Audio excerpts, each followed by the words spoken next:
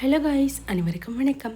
இப்போ தான் நம்ம சேனலுக்கு ஃபஸ்ட் டைம் வரீங்கன்னா மறக்காமல் நம்ம சேனலை சப்ஸ்கிரைப் பண்ணி வச்சுட்டு பாருங்கள் கைஸ். வாங்க கதைக்குள்ளே போகலாம். ஆதித்யா மெதுவாக குனிந்து மதியின் அந்த பஞ்சு போன்ற கன்னத்தில் தன் இதழ்களை பதித்து ஒரு அழுத்தமான ஆழமான காதலின் முத்திரையை வைத்தான். மதி தன் கண்களை மூடி அந்த பேரன்பை அனுபவித்தாள். கதவின் வெளியே சஞ்சயும் அஜயும் வந்து கதவை தட்டும் சத்தம் கேட்க ஆதித்யா மெதுவாக அவளை விட்டு விலகி, வந்துட்டே இருக்கேண்டா என்று குரல் கொடுத்தான். அவன் எழுந்திருக்க போகும்போது மதி அவனது கையை மீண்டும் இறுக்கமாக பிடித்து கொண்டாள்.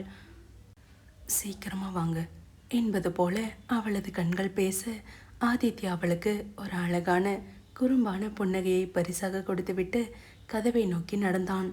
அவர்கள் இருவருக்குள்ளும் இருந்த பழைய காயங்கள் அனைத்தும் அந்த அதிகாலை காதலின் வெதுவெதுப்பில் காணாமல் போயிருந்தன. மதி தன் கையை விடாமல் பார்த்து கொண்டிருக்க ஆதித்யா மெதுவாக அவளது கையை அசைத்துவிட்டு கதவை நோக்கி நடந்தான். கதவை திறந்து கொண்டே மனதுக்குள், யாருடா இந்த டைமில் கரடி மாதிரி வந்து நடுவில் ரொமான்ஸை கெடுக்கிறானுங்க. கதவை திறந்தால் அங்கே சஞ்சயும் அஜயும் பற்களை காட்டியபடி இடித்து நின்றிருந்தார்கள்.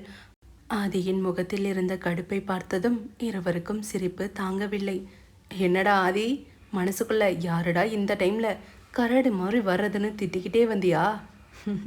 நாங்கள் தாண்டா அந்த கரடிங்க என்று சிரிக்க, ஆமாம் மதி, நாங்கள் மட்டும் கரெக்ட் டைமுக்கு வரலனா இந்த ஆதி சார் ஒன்று டிஸ்சார்ஜ் பண்ணவே விட மாட்டாரோன்னு தான் எங்களுக்கு ஒரு டவுட் என்று மதியை பார்த்து அஜய் கண்ணடித்தான்.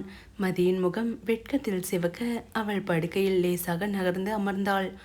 மதி மெதுவாக சுற்றிலும் பார்த்துவிட்டு சஞ்சயிடம் கேட்டாள், ஆமாண்ணா, எங்க அம்மாவும் காவியாவும் அவங்க வரலையா என்று கேட்க, சஞ்சய் கூறுவதற்கு முன் அஜயே சொல்லிவிட, அவங்கள நாங்கள் அங்கேயே இருக்க சொல்லிட்டோம் மதி. இப்போது இன்னும் கொஞ்சம் நேரத்தில் டிஸ்சார்ஜ் ஃபார்மாலிட்டிஸ் எல்லாம் முடிஞ்சிடும். நம்ம நேராக வீட்டுக்கு தானே போக போகிறோம். அதான் அவங்கள அங்கேயே வெயிட் பண்ண சொல்லிட்டோம். மதிக்கு மனதுக்குள் ஒரு பெரிய கேள்வி குடைந்து கொண்டே இருந்தது. அவள் அஜயை பார்த்து நேராக கேட்டாள், சரி அஜய், எனக்கு ஒரு உண்மை தெரியணும். நேற்று எப்படி அம்மாவையும் காவியாவையும் நீ கரெக்டாக அந்த டைமுக்கு கூட்டிகிட்டு வந்த? அப்புறம் இந்த மேரேஜ் பிளான் அங்கே என்ன தாண்டா நடந்தது? ஏன் என்கிட்ட எதையும் யாரும் சொல்லலை? எல்லாத்தையும் ரகசியமாகவே வச்சுருந்துருக்கீங்க. மதியின் கேள்வியை கேட்டதும் அஜயும் சஞ்சயும் திரு திருவென விழித்து மெதுவாக ஆதித்யாவை பார்த்தனர். ஆதித்யா அவர்களுக்கு பின்னால் நின்று, சொல்லிடாதீங்கடா என்பது போல கண்ணாலைக்கு சிக்னல் கொடுத்து கொண்டிருந்தான். ஆனால் அஜய் ஆதியை வம்பில் மாட்டிவிட தீர்மானித்தான்.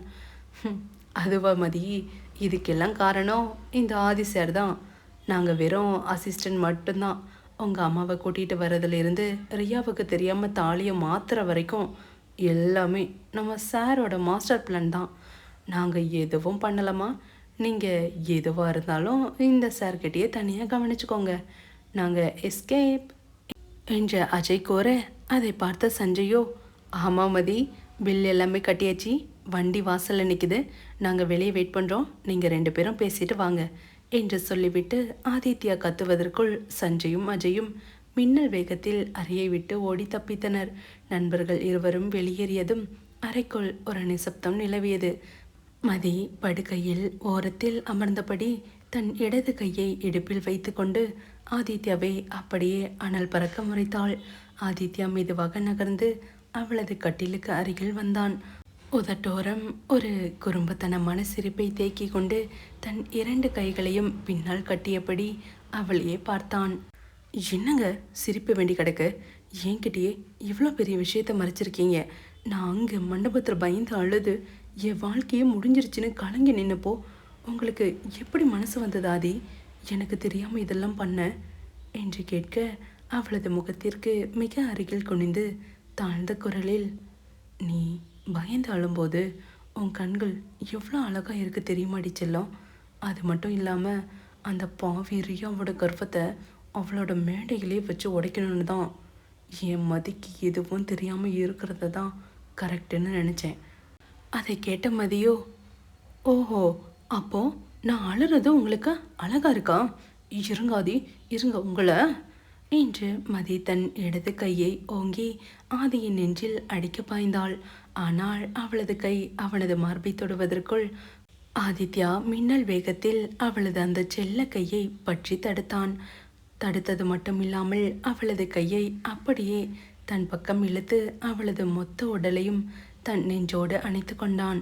மதியின் நீண்ட கூந்தல் அவனது தோள்களில் வந்து சிதறியது. மதி திடுக்கிட்டு அவனது கண்களை பார்க்க ஆதித்யா ஒரு நொடி கூட தாமதிக்கவில்லை. அவளது செல்ல கோபத்திற்கு பதிலடியாக அவளது மென்மையான இதழ்களில் தன் இதழ்களை ஆழ பதித்தான். மதியின் ஒட்டுமொத்த கோபமும் உடலும் அந்த ஒரே ஒரு முத்தத்தின் வெதுவெதுப்பில் உருகி போனது. அவளது கண்கள் தானாக மூடிக்கொள்ள அவனது சட்டையின் காலரை தன் ஒற்றை கையால் இன்னும் இறுக பற்றி கொண்டாள் மதி. அந்த அறையின் காற்று கூட அவர்களின் காதலை பார்த்து மூச்சடித்து நின்றது போல இருந்தது.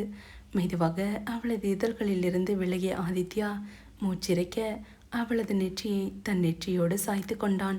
இருவரின் மூச்சுக்காற்றும் ஒன்றாக கலந்தது. மதி லேசாக கண் திறந்து அவனது மார்பில் தன் தலையை சாய்த்து கொண்டாள். அவளது முகம் இப்போ வெட்கத்தில் தக்காளி பழம் போல சிவந்திருந்தது. நீங்க ரொம்ப மோசம் ஆதி. எப்போ பார்த்தாலும் இப்படியே தான் என்னை ஏமாத்துறீங்க. ஆதித்யா அவளது வெட்கத்தை பார்த்து ரசித்தபடியே அவள் அடிக்க வந்த அவளது இடது கையை தன் கைகளில் எடுத்து அவளது ஒவ்வொரு விரல்களின் நுனியிலும் உள்ளங்கைகளிலும் மென்மையாக தன் இதழ்களால் முத்தமிட்டான்.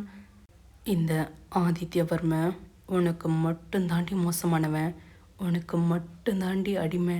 இந்த செல்ல கோபம், இந்த முறைப்பு எல்லாமே என் மதிக்கு மட்டும்தான் அழகாக இருக்கும். இனிமே இந்த ஆதித்யாவை அடிக்கணும்னு நினச்ச நீ கையை ஓங்கவே வேண்டாம். உன் பார்வை போதும். அடுத்த நிமிஷம் இந்த ஆதி உன் காலடியில் இருப்பான். மதி அவனது அந்த பேச்சில் அப்படியே உருகி போனாள். அவனது தோள்களில் தன் முகத்தை புதைத்து கொள்ள ஆதித்யா அவளது நீண்ட கூந்தலை மென்மையாக வருடி தன் அரவணைப்புக்குள் அவளை இன்னும் பத்திரமாக பூட்டி கொண்டான். வர்மா பங்களாவின் பிரதான இரும்பு வாயில்கள் திறக்கப்பட ஆதித்யாவின் கார் கம்பீரமாக உள்ளே நுழைந்து முற்றத்தில் வந்து நின்றது. பங்களாவே விழா கோலம் போல பூண்டிருந்தது. நாதஸ்வர இசையும் தவில் ஓசையும் விண்ணை பிளந்தது. கார் நின்றதும் ஆதித்யா முதலில் இறங்கி வந்து மதியின் பக்கம் இருந்த கதவை திறந்தான். அவளது வலது கையில் வெள்ளை கட்டு போடப்பட்டிருந்ததால் அவளுக்கு எந்த சிரமமும் இருக்கக்கூடாது என்று அவளது இடது கையை தன் கைகளில் மிக மென்மையாக பற்றி அவளை காரில் இருந்து கீழே இறக்கினான் ஆதித்யா. அங்கே நின்றிருந்த கூட்டத்தை பார்த்ததும் மதிக்கு மூச்சே நின்றுவிடும் போலிருந்தது.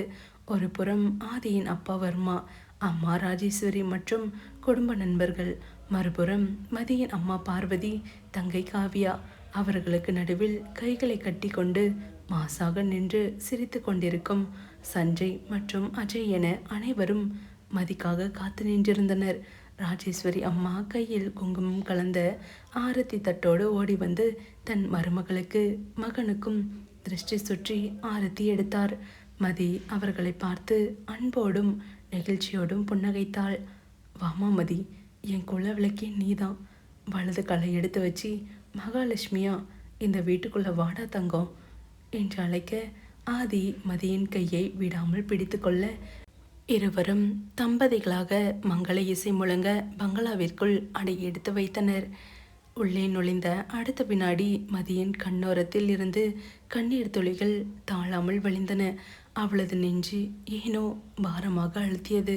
அவள் அழுவதை பார்த்ததும் ராஜேஸ்வரி பதறி போய் அவள் அருகில் வந்தார். என்னடா, என்னாச்சு மதிமா? ஏன் கண்ணில் தண்ணி வருது? ஏதாச்சும் வலிக்குதாடா செல்லம் என்று தன் மருமகளை ஆசையுடன் கேட்க, இல்லைம்மா ஒன்றுமில்லைங்க என்று கூற மதியின் கன்னங்களை தாங்கிய ராஜேஸ்வரி, இங்கே பாரு மதி, நான் உனக்கு அத்தை இல்லடா, உன்னை பெத்த அம்மா மாதிரி. உனக்கு என்ன கஷ்டனாலும் இந்த அம்மா கிட்ட சொல்லடா தங்கம், ஏன் அழுற என்று கேட்க, இல்லைம்மா, இந்த சந்தோஷமான நேரத்தில் என் அப்பாவோட ஞாபகம் வந்துருச்சு. என் வாழ்க்கையோட எவ்வளோ பெரிய விசேஷத்தில் அவர் மட்டும் இப்போ படுத்த படுக்கையாக இல்லாமல் என் கூட இருந்திருந்தா எப்படி இருந்திருக்குன்னு தோணுச்சுமா என்று விம்மி அழுதாள். மதி பேசி முடிப்பதற்குள் பின்னால் இருந்து வந்த ஆதித்யா தன் கையில் இருந்த ஒரு மென்மையான கருப்பு துணியை எடுத்து சட்டென்று மதியின் கண்களை பின்னால் இருந்து கட்டினான். ஆதி, என்ன பண்ணுறீங்க? எதுக்குங்க? எதுக்கு என் கண்ணை கட்டுறீங்க? என்ன விளையாட்டு இது ஆதி என்று கேட்க, கொஞ்சம் பேசாம இருடி ராட்சசி என்று அதட்டலாக ஆனால் காதலோடு சொன்னவன் அவளது தோள்களை பற்றி மெதுவாக அப்படியே திருப்பி ஒரு குறிப்பிட்ட திசையை நோக்கி நிற்க வைத்தான். ஆதி, ப்ளீஸ் ஆதி, என்ன விஷயம்னு சொல்லுங்க. எனக்கு எனக்கு ஒரு மாதிரி பயமா இருக்கு என்று மதி பயப்பட, இப்போ உன் கண்ணை திறக்கிறேன் பாரு என்று சொல்லி அவளது கண்ணிலிருந்து அந்த கருப்பு துணியின் முடிச்சை மெதுவாக அவிழ்த்தான். கருப்பு துணி விலகியதும் மதி மெதுவாக தன் கண்ணிமைகளை திறந்து முன்னால் பார்த்தாள். அங்கே அவளுக்கு முன்னே சக்கர நாற்காலியில் அல்ல, தன் சொந்த கால்களில் கம்பீரமாக நின்று கொண்டு கண்களில் ஆனந்த கண்ணீரோடு கைகளை விரித்து கொண்டு நின்றிருந்தார் மதியின் அப்பா. ஒரு மைக்ரோ செகண்ட் மதியின் ஒட்டுமொத்த உலகமும் அங்கே உறைந்து போனது போல இருந்தது. அவளது இதய துடிப்பு நின்று விட்டது. மூச்சு காற்று ஸ்தம்பித்தது. அவளால் நம்பவே முடியவில்லை. இது கனவா நனவா என்று தெரியாமல் அப்படியே அதிர்ச்சியில் உறைந்து ஒரு பளிங்கு சிலையைப் போல உறைந்து நின்றாள். அவளது கண்களில் இருந்து கண்ணீர் குளம் போல பெருகி வழிந்தது. ஆதித்யா மெதுவாக அவளது தோள்களை பிடித்து பலமாக ஒழுக்கினான். மதி, மதி, என்னடி அப்படி நின்னுட்ட? உன் நினைவுக்கு வாடி, இங்கே பாரு, உன் அப்பா தான் அங்கே நிற்கிறாரு என்று ஆதி ஒழுக்கிய பிறகுதான் மதிக்கு சுய நினைவே வந்தது. அது நிஜம்தான் என்று அவளது ஆழ்மனது அலறியது.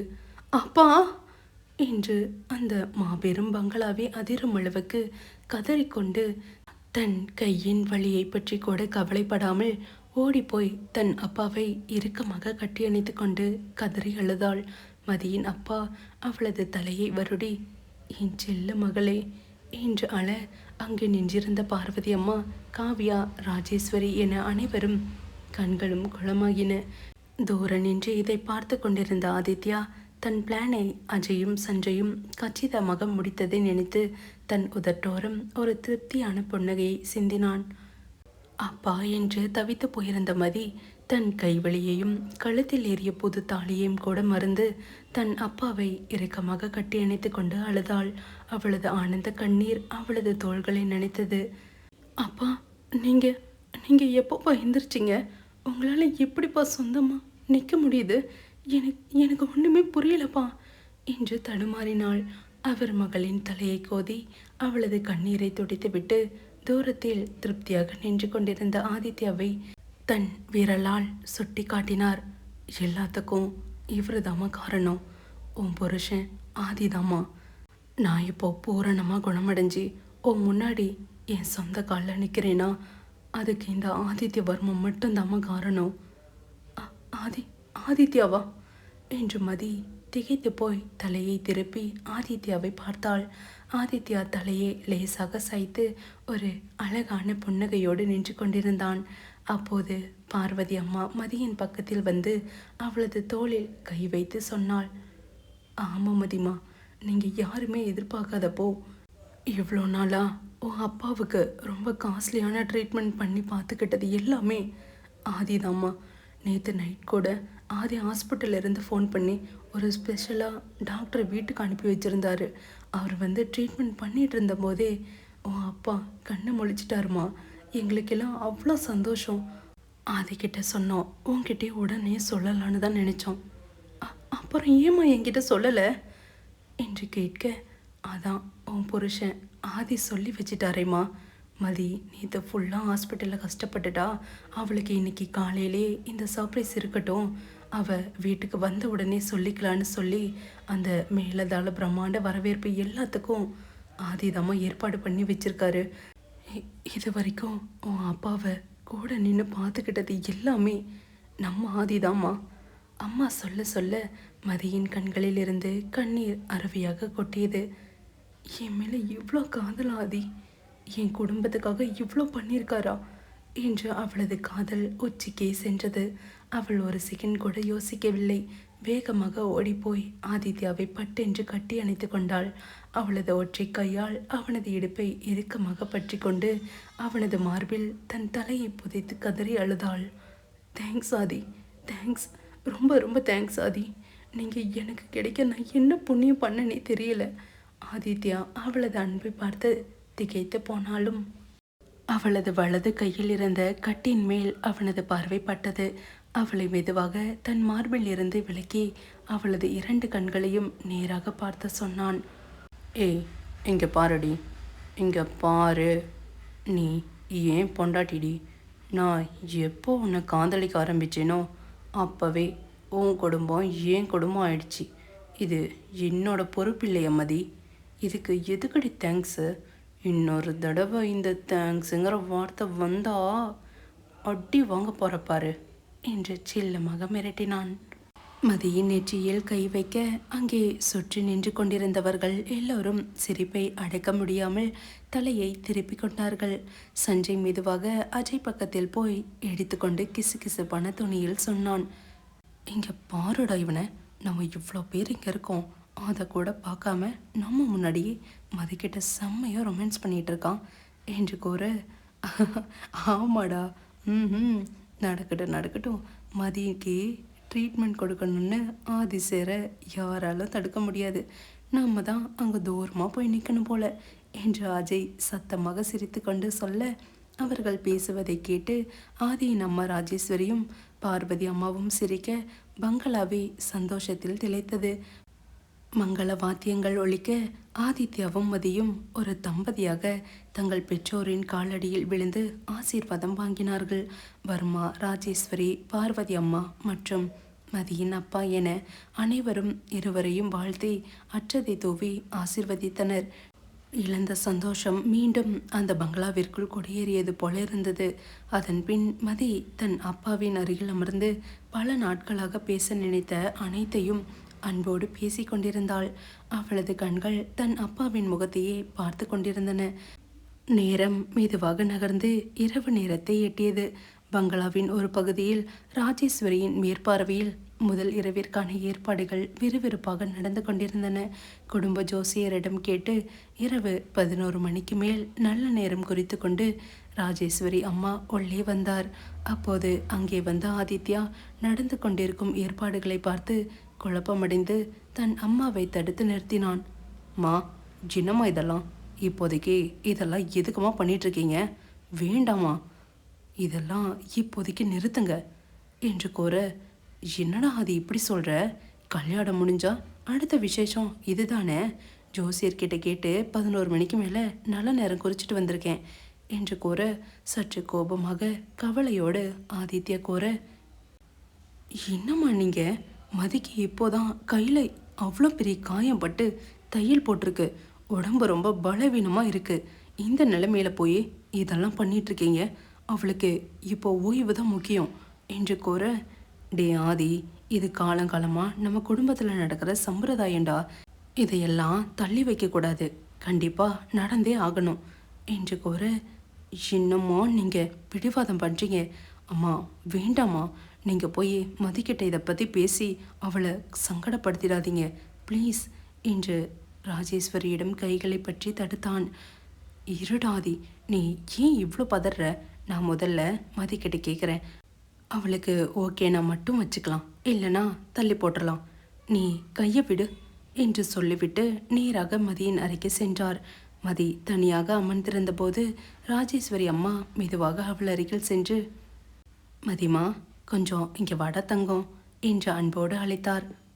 சொல்லுங்க அத்தை, என்ன விஷயம் என்று கேட்க, அது அது ஒன்றும் இல்லைடா, இன்னைக்கு நைட்டு உங்கள் 2 பேருக்கும் ஃபர்ஸ்ட் நைட்டுக்கு ஜோசியர் நல்ல நேரம் குறித்து கொடுத்துருக்காருமா.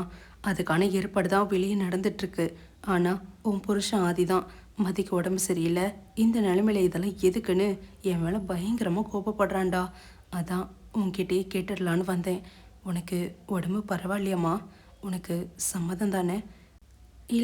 இல்லைனா இந்த விசேஷத்தை தள்ளி வச்சிடலாமாடா என்று கேட்க, ராஜேஸ்வரி அம்மா எப்படி கேட்பார் என்று மதி எதிர்பார்க்கவில்லை. முதல் இரவு என்ற வார்த்தையை கேட்ட அடுத்த வினாடி மதியின் முகம் அப்படியே தக்காளி பழம் போல சிவந்தது. அவளது இதயம் படபடவென அடித்து கொண்டது. அவளால் நிமிர்ந்து அத்தையின் முகத்தை கூட பார்க்க முடியவில்லை. மதி தன் தலையை குனிந்து கொண்டு உதட்டை கடித்தபடி வெட்கத்தில் ஒரு அழகான புன்னகையை சிந்தினாள். அவளது அந்த மௌனமான வெட்க சிரிப்பிலேயே அவளது முழு சம்மதமும் அத்தையாருக்கு புரிந்துவிட்டது. ராஜேஸ்வரி அம்மா ஆனந்தத்தில் துள்ளி குதித்தார். என் செல்ல தங்கண்டா நீ என்று மதியின் முகத்தை சுற்றி தன் கைகளால் சொடக்கு எடுத்து திருஷ்டி கழித்தார். சரிம்மா, எனக்கு எல்லாமே புரிஞ்சிடுச்சு, நீ ரெடியா இருமா, நாங்கள் வரோம் என்று சொல்லிவிட்டு விறுவிறுவென ஆதியிடம் ஓடினார். வெளியே காத்து கொண்டிருந்த ஆதியிடம் வந்த ராஜேஸ்வரி அவனது தோளை தட்டினார்.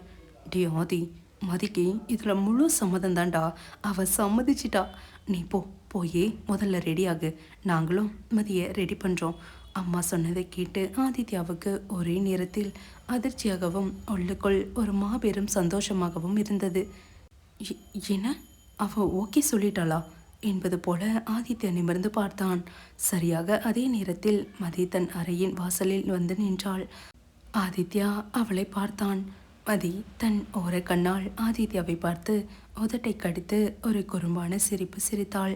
ஆதித்யாவும் அவளை பார்த்து தன் அசட்டு சிரிப்பை சிரித்தான். அங்கே யாரை பற்றியும் கவலையின்றி இருவரின் கண்களும் பேசத் தொடங்கின. ராட்சசி, நிஜமாவே உனக்கு ஓகேவாடி? உடம்பு வலிக்குண்டி என்று கண்ணாலேயே மௌனமாக கேள்வியாய் கேட்டான் ஆதித்யா.